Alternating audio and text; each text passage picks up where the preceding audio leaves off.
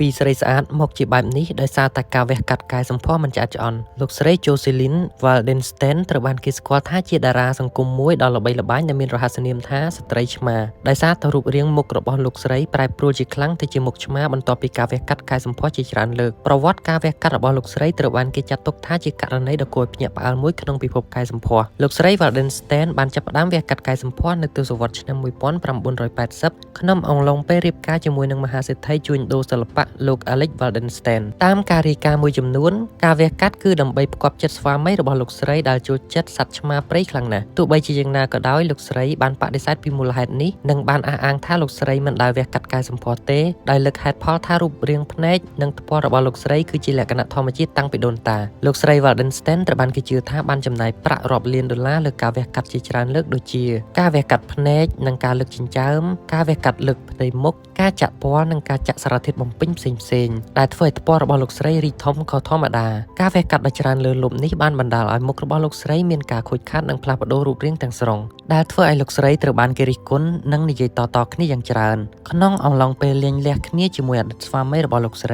ីតុលាការថែមទាំងបានដាក់លក្ខខណ្ឌថាលោកស្រីមិនត្រូវចំណាយប្រាក់អាហារកិច្ចដើម្បីវះកាត់កាយសម្ផស្សបន្តទៀតឡើយជាទូទៅករណីរបស់លោកស្រី Jocelyn Waldenstein ត្រូវបានគេលើកយកមកធ្វើជាឧទាហរណ៍ដ៏ច្បាស់មួយអំពីគ្រោះថ្នាក់នៃការវះកាត់កាយសម្ផស្សជ្រុលហួសប្រមាណជាពិសេសនៅពេលដែលមនុស្សជក់ចិត្តនឹងការផ្លាស់ប្ដូររូបរាងខ្លាំងពេករហូតដល់បាត់បង់ភាពស្រស់ស្អាតដើមរបស់ខ្លួនកៅអីអង្គុយទាំងនេះអាចមើលទៅទាន់សម័យតែតាមពិតវាត្រូវបានរចនាឡើងដើម្បីកុំឲ្យមនុស្សអាចសម្រាកលើបានវាត្រូវបានគេហៅថាស្ថាបត្យកម្មព្រៃផ្សៃហើយវាត្រូវបានគេរកឃើញនៅទូទាំងទីក្រុងដូចជាប៉ារីសដែលកន្លែងសាធារណៈត្រូវបានគេរៀបចំដោយចេតនាដើម្បីឲ្យជនអនាថាដេកពីលើមិនបាននៅឆ្នាំ2003សិល្បករជនជាតិបារាំង2នាក់បានតបតវិញជាមួយនឹងគម្រោងមួយដែលមានឈ្មោះថា Fakers Rest ដែលបង្ហាញថាទោះបីជាការរចនានេះមិនស្វាគមន៍យ៉ាងណាក៏ដោយក៏មនុស្សនៅតែអាចរកវិធីដើម្បីសម្រាកបានការងាររបស់ពួកគេបានបង្កឲ្យមានការជជែកដេញដោលកាន់តែទូលំទូលាយដែលបន្តមកដល់សប្តាហ៍ថ្ងៃតើទីក្រុងពិតជាគួរតែសាងសង់កន្លែងដែលបណ្ដេញជនអនាថាជំនួសឲ្យការរកដំណោះស្រាយឲ្យពួកគេដែរឬទ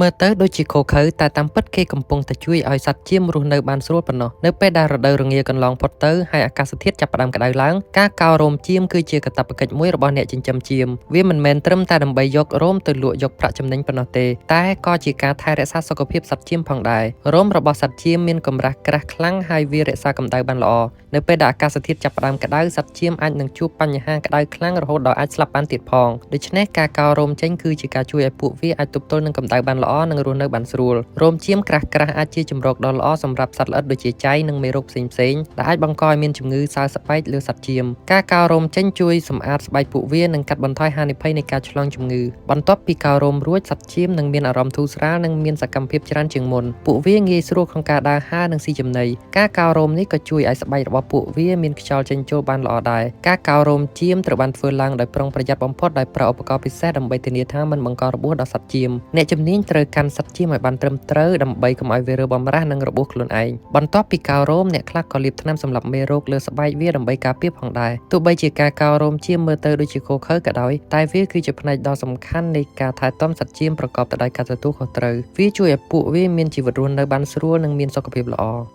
នៅប្រទេសម៉ុងហ្គោលចំនួនសរុបសត្វសេះមានច្រើនជាងចំនួនមនុស្សសេះមិនត្រឹមតែជាមធ្យោបាយធ្វើដំណើរនោះទេប៉ុន្តែវាគឺជាផ្នែកមួយដ៏សំខាន់នៃជីវិតប្រចាំថ្ងៃរបស់ប្រជាជនម៉ុងហ្គោលីដែលជាដៃគូដ៏ស្មោះត្រង់សម្រាប់អ្នកចិញ្ចឹមសត្វដែលរស់នៅតាមវាលស្មៅធំល្វឹងល្វើយសេះដើរតួនាទីយ៉ាងសំខាន់ក្នុងការធ្វើដំណើរដឹកជញ្ជូនទំនិញនិងជួយក្នុងការមើលថែសត្វពាហនៈដទៃទៀតសេះបានដើរតួនាទីយ៉ាងសំខាន់នៅក្នុងប្រវត្តិសាស្ត្ររបស់ម៉ុងហ្គោលីជាពិសេសនៅក្នុងសម័យអធិរាជមហាខ័នសេះបានជួយទាហានម៉ុងហ្គោលីឲ្យវាយកបានទឹកដីដ៏ធំល្វឹងល្វើយនិងបានធ្វើឲ្យចក្រភពម៉ុងហ្គោលីរីកចម្រើនយ៉ាងឆាប់រហ័សបច្ចុប្បន្នសេះគឺជាផ្នែកមួយនៃពិធីបុណ្យជាតិប្រចាំឆ្នាំនិងការប្រណាំងសេះដែលជាកីឡាមួយដ៏ពេញនិយមសេះក៏ដើរតួនាទីយ៉ាងសំខាន់នៅក្នុងសេដ្ឋកិច្ចម៉ុងហ្គោលីផងដែរជាពិសេសក្នុងវិស័យទេសចរណ៍និងការនាំចេញផលិតផលសេះដូចជាទឹកដោះសេះជាដើមបើយោងតាមការប៉ាន់ស្មានម៉ុងហ្គោលីមានសេះប្រមាណជាង4លានក្បាលចំណែកឯចំនួនប្រជាជនវិញមានប្រមាណជាង 3.5 លាននាក់តួលេខនេះបង្ហាញយ៉ាងច្បាស់ថាចំនួនសេះមានច្រើនជាងចំនួនប្រជាជនសេះបានដើរតួនាទីដ៏សំខាន់ក្នុងការកសាងប្រទេសម៉ុងហ្គោលីរហូតមកដល់បច្ចុប្បន្នទំនាក់ទំនងរវាងសេះនិងប្រជាជនម៉ុងហ្គោលីបានបង្ហាញថាសេះមិនត្រឹមតែជាសត្វពាហនៈប៉ុណ្ណោះទេប៉ុន្តែជាផ្នែកមួយនៃអត្តសញ្ញាណជាតិផងដែរ ការភ័យខ្លាចវត្ថុធំៗគឺគេហៅថា megalophobia ជាការភ័យខ្លាចដោយមិនសមហេតុផលចំពោះវត្ថុដែលធំៗនៅពេលដែលពួកគេឃើញដូចជាយន្តហោះនាវាភ្នំរូបសំណាកអគារខ្ពស់ៗឬសូម្បីតែសត្វធំៗការភ័យខ្លាចនេះអាចកើតឡើងសូម្បីតែពេលវត្ថុនោះនៅឆ្ងាយពីពួកគេក៏ដោយការភ័យខ្លាចនេះអាចបណ្ដាលមកពីបទពិសោធន៍អវិជ្ជមានកាលពីមុនការមើលរឿងភាពយន្តឬទទួលបានព័ត៌មានដែលបង្ហាញពីគ្រោះថ្នាក់របស់វត្ថុធំៗកត្តាសែនឬអាចជាប់ទាក់ទងនឹងបញ្ហាផ្លូវចិត្តផ្សេងទៀតនៅពេលដែលអ្នកដែលមានការភ័យខ្លាចបែប megalophobia នេះជួបនឹងវត្ថុដែលធ្វើឲ្យពួកគេភ័យខ្លាចពួកគេអាចមានរោគសញ្ញាទាំងផ្លូវកាយនិងផ្លូវចិត្តរោគសញ្ញាផ្លូវកាយរួមមានចង្វាក់បេះដូងលោតញាប់វិលមុខបែកញើសនិងដកដង្ហើមខ្លីៗរីឯរោគសញ្ញាផ្លូវចិត្តវិញរួមមានអារម្មណ៍ភ័យស្លន់ស្លោចង់រត់គេចខ្លួនភ្លាមៗគិតថាខ្លួននឹងស្លាប់ឬបាត់បង់ការគ្រប់គ្រងការភ័យខ្លាចប្រភេទនេះអាចត្រូវបានព្យាបាលដោយជោគជ័យតាមរយៈការព្យាបាលដោយអាកប្បកិរិយាយល់ដឹងដែលជួយឲ្យអ្នកជំងឺផ្លាស់ប្ដូរការគិតអវិជ្ជមានរបស់ពួកគេឬព្យាបាលដោយឲ្យអ្នកជំងឺប្រឈមមុខនឹងវត្ថុដែលពួកគេភ័យខ្លាចបន្តិចម្ដងក្នុងបរិយាកាសដែលមានសុវត្ថិភាពក្នុងករណីធ្ងន់ធ្ងរគ្រូពេទ្យអាចណែនាំឲ្យប្រើថ្នាំពេទ្យដើម្បីជួយកាត់បន្ថយការភ័យស្លន់ស្លោប្រសិនបើអ្នកឬនរណាម្នាក់ដែលអ្នកស្គាល់កំពុងតែជួបប្រទះនឹងការភ័យខ្លាចរបស់ធំវាជារឿងសំខាន់ណាស់ដែលត្រូវស្វែងយល់ជំនួយពីអ្នកជំនាញសុខភាពផ្លូវចិត្តចុះលោកអ្នកតើមានការភ័យខ្លាចអ្វីដែលធំដែរឬទេជប៉ុនបានបង្កើតថាមពលអគ្គិសនីដោយការដើររបស់មនុស្សទីក្រុងតូក្យូគឺជាទីក្រុងមួយក្នុងចំណោមទីក្រុងដែលមានមនុស្សម្នាច្រើនបំផុតនៅលើពិភពលោកបានដាក់ក្បឿងពិសេសពណ៌ខ្មៅទាំងនេះនៅលើផ្លូវសម្រាប់អ្នកថ្មើរជើងរាល់ពេលដែលមាននរណាម្នាក់ដើរជាន់លើវាក្បឿងទាំងនោះចាប់យកថាមពល kinetic ពីជំហានដើរហើយបំផ្លែងវាទៅជាថាមពលអគ្គិសនីដែលផ្ដល់ថាមពលដល់ទីក្រុងសម្រាប់អនាគតបច្ចេកវិទ្យានេះគឺជាបច្ចេកវិទ្យាPiezoelectric ដែលបំផ្លែងសម្ពាធមេកានិកទៅជាថាមពលអគ្គិសនីការបោះជំហានតែមួយដងអាចបំភ្លឺអំពូលបានចំនួន10គ្រាប់សម្រាប់រយៈពេល20វិនាទីបច្ចេកវិទ្យានេះឥឡូវកំពុងរីករាលដាលទូទាំងពិភពលោកជាមួយនឹងប្រទេសមួយចំនួននៅអឺរ៉ុបបានអនុវត្តវានៅក្នុងតំបន់ដែលមានចរាចរណ៍ខ្ពស់ដូចជាពហុកីឡដ្ឋានបាល់ទាត់និងសួនកម្សាន្តរាល់ថាមពល kinetic ទាំងអស់ត្រូវបានយកមកប្រើប្រាស់និងបំផ្លែងទៅជាថាមពលបៃតងដែលធ្វើឲ្យរាល់ជំហានដើរនីមួយៗក្លាយជាផ្នែកមួយនៃអនាគតប្រកបដោយនិរន្តរភាពតើអ្នកណានឹងនឹកស្មានដល់ទៅថាជំហាននីមួយ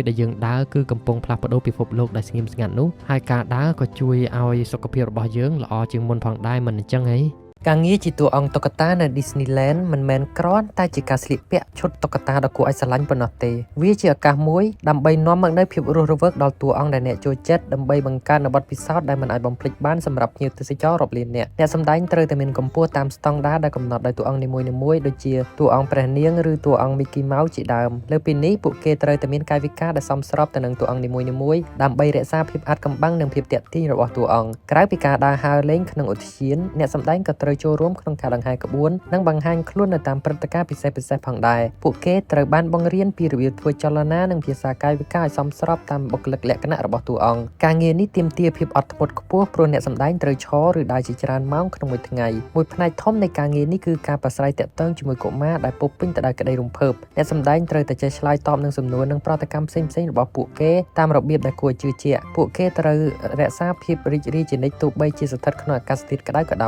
យដើម្បីក្លាយជាតួអង្គមួយបានអ្នកដាក់ពាក្យត្រូវឆ្លងកាត់ការសម្ដែងដ៏តឹងរ៉ឹងវាជាការងារដែលផ្ដល់ទាំងភាពសប្បាយរីករាយនិងការលំបាកប៉ុន្តែភាពរំភើបដែលទទួលបានពីការមើលឃើញស្នាមញញឹមរបស់កុមារធ្វើឲ្យការងារនេះមានតម្លៃបំផុតវាជាការងារក្នុងក្តីស្រមៃសម្រាប់អ្នកដែលស្រឡាញ់ការសម្ដែងនិងចង់នាំមកនូវមន្តអាគមដល់អ្នកដទៃនៅពេលដែលបុគ្គលល្បីៗដាច់លុយពួកគេនឹងឈរឲ្យគេថតរូបដើម្បីបានលុយចិញ្ចឹមជីវិតកុំចេះតែថាតាមពិតពួកគេជារូបចម្លាក់នោះទេរូបចម្លាក់ក្រមួនទាំងនោះត្រូវបានគេច្នៃឡើងយ៉ាងផ្ចិតផ្ចង់និងមានលក្ខណៈដូចជាមនុស្សពិតៗតែម្ដងវាបង្ហាញពីបុគ្គលល្បីៗជាប្រវត្តិសាស្ត្រតារាសិល្បៈល្បីៗនិងឥស្សរជននយោបាយជាច្រើនរូបការបង្កើតរូបចម្លាក់ទាំងនេះទាមទារនូវជំនាញសិល្បៈកម្រិតខ្ពស់និងភាពហ្មត់ចត់បំផុតពីជាងចម្លាក់ការងារចាប់ផ្ដើមដំបូងគឺជាងចម្លាក់ត្រូវសិក្សាទៅលើព័ត៌មានលម្អិតនៃបុគ្គលដែលខ្លួនចង់បង្កើតដូចជាទម្រង់មុខទំហំរាងកាយនិងឥរិយាបថផ្សេងៗពួកគេប្រើក្រមួនពិសេសដើម្បីឆ្លាក់រូបដងខ្លួននិងមុខមាត់ឲ្យមានភាពរស់រវើកសក់របស់រូបចម្លាក់ត្រូវបានគេដោតចូលម្ដងមួយទៅសៃហើយភ្នែកត្រូវបានបង្កើតឡើងយ៉ាងល្អិតល្អន់ដើម្បីឲ្យមើលទៅដូចជាភ្នែកមនុស្សពិតៗសម្លៀកបំពាក់ដែលប្រើប្រាស់ក៏ត្រូវបានជ្រើសរើសដោយប្រុងប្រយ័ត្នដើម្បីឲ្យត្រូវនឹងសម័យកាលនិងលក្ខណៈរបស់បុគ្គលនោះដែររូបចម្លាក់ក្រមួនមិនត្រឹមតែជាស្នាដៃសិល្បៈប៉ុណ្ណោះទ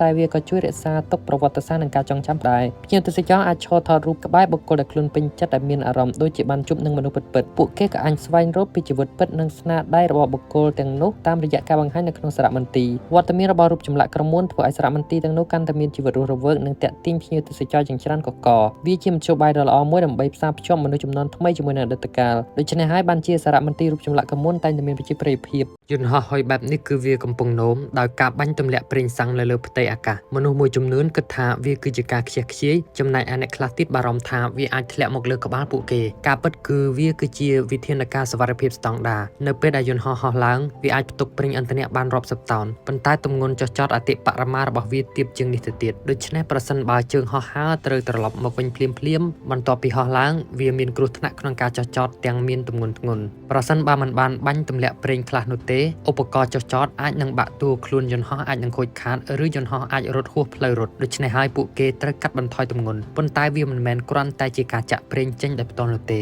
ក្បាលបំពង់ពិសេសនៅស្លាបយន្តហោះនោះនឹងបាញ់ប្រេងជាដុំតូចៗនៅកម្ពស់ខ្ពស់បែបនេះវាហួតយ៉ាងលឿននៅពេលដែលវាជិតដល់ដីស្ទើរតែគ្មានអ្វីសេសសល់នោះទេមិនមែនយន្តហោះប្រភេទ Jet ទាំងអស់សុទ្ធតែមានប្រព័ន្ធនេះនោះទេយន្តហោះតូចៗដូចជា Boeing 737S និង Airbus 320S ត្រូវតែហោះហើរជុំវិញដើម្បីដុតប្រេងឲ្យអស់យន្តហោះសម្រាប់ហោះហើរផ្លូវឆ្ងាយដូចជា Boeing 747